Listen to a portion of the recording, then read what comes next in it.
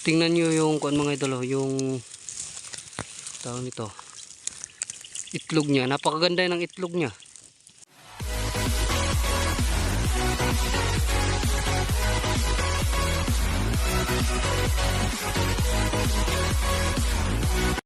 Magandang araw sa inyo mga idol. Shoutout sa inyo lahat. Shoutout sa 45,000 subscriber natin.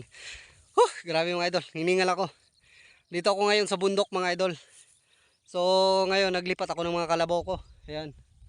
Bali tatlo to dito. Tatlong mga nganak tawagin o yung tatlong inahin na inaasikaso ko. Tapos apat yung maliliit. So napakalayo mga idol. Napakalayo ng pinaglilikuanan ko ng kalabaw kasi dun sa amin wala nang tubig. So napakahirap din talaga ng mag-alaga ng kalabaw dito sa amin kasi pag ganitong summer napakalayo ng pinagkukuanan namin ng kalabaw, pinagpapakainan tsaka painuman. So nagmumotor lang ako. Kung walang motor, ayun mga idol yung motor ko, kung walang motor siguro grabe napakalayo papunta dito. So nagmumotor lang mga idol. Ipapakita ko nga pala sa inyo yung pugad na nakita ko kahapon dito mismo sa pinagkukuanan ko, pinagpapakainan ng kalabaw, o kung tawagin namin dito sa amin ginaglalawigan, lawig o pagtugway ng kalabaw. Sa Cebuano tugway.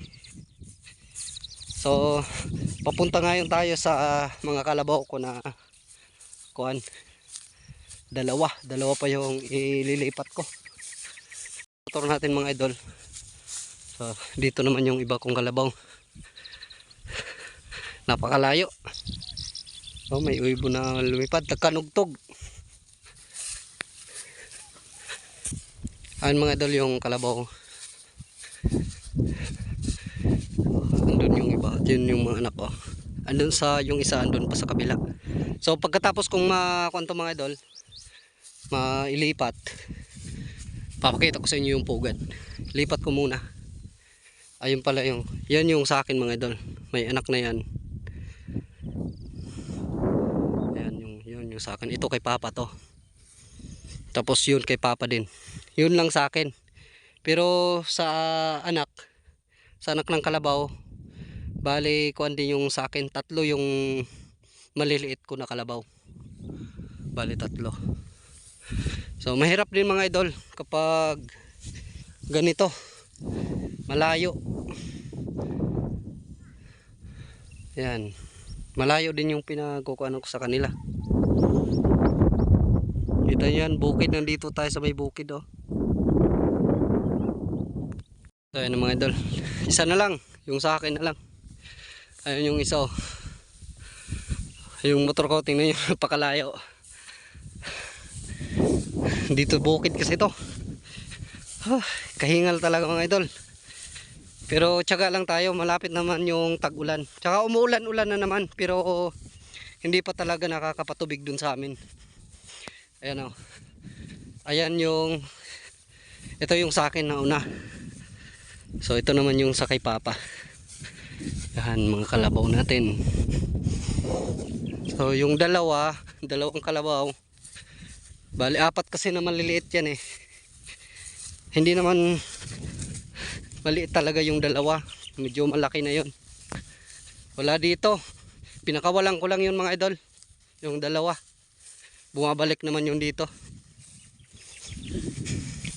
Ito yung sa akin oh. Buntis na ata ito mga idol. Ito yung pina-AI ko. Di ko lang alam kung buntis na talaga yan. Ayan. Yun yung anak niya. So, bali yung kalabaw ko apat na. Ito lang yung lilipat natin. Wala dito, kala ko dito yung dalawang kalabaw. Ay, yun pala oh. Ayun mga idol oh. Ayun yung isa. Ayan yung sa akin. Yan, papakita ko muna sa inyo ha. Ito yung kapatid mga idol. Anak nito niya. Anak to ng kalabaw ko ito. Yan yung may tali na yan. Anak niya yan. Yun yung kapatid na isa. Yan. Ito naman anak din nung isa. Yun din yung kapatid. Kaya ito, mahigit 1 taon na to. So, taon-taon nanganganak yung mga kalabaw namin. Kaya taon-taon tayong may blessing. Yan, yung kalabaw natin oh. Kaya alagaan lang natin ng mabuti yung kalabaw natin.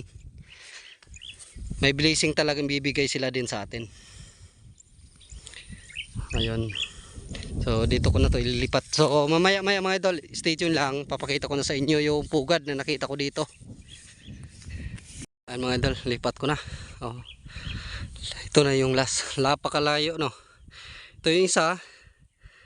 Doon yung isa. Doon yung isa din. Pangatlo. Una nating linipat. Andun pa yung motor ko din sa kabila.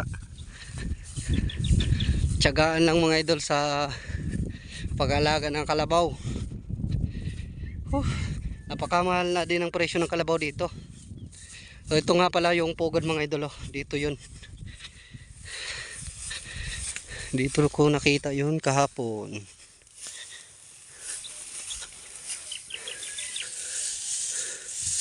Nadaanan ko dito yung kahapon. Ito mga idol. Ayan oh. Ayan. Pugad. Tingnan nyo yung kuan mga idol. Yung tawag nito. Itlog niya. Napakaganda ng itlog niya. Oh. Yan. Diba?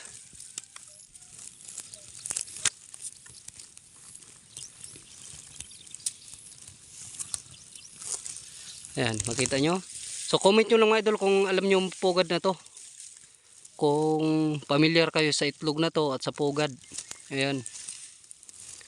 Di ko kasi alam kasi nakita ko dito. Ito sana yung tatalian ko ng kuha ng kalabaw kahapon kasi pinakuha ko dito. Palabog. Tawagin sa amin palabog. Di ko alam sa yung bali dito sila papaliguan ba. Dito sana ako magtatali. So pagtingin ko may pugad. Ayan. So comment nyo lang kung alam nyo yung pugad na to. So update ko na lang kayo dito kung hindi pa umulan. So, hanggang sa mapisa to, kung hindi pa umulan kasi pag umulan na talaga ng malakas, pag may tubig na doon sa amin, lilipat ko na naman yung kalabaw ko doon sa amin. Ko lang kayo yan mga idol. Kung hindi umulan, hindi pa umulan hanggang mga siguro, basta hanggang sa mapisayan, ikukong ko kayo. I-update ko kayo dyan. So, yung kalabaw ko hindi pa umalis sa ako, ano.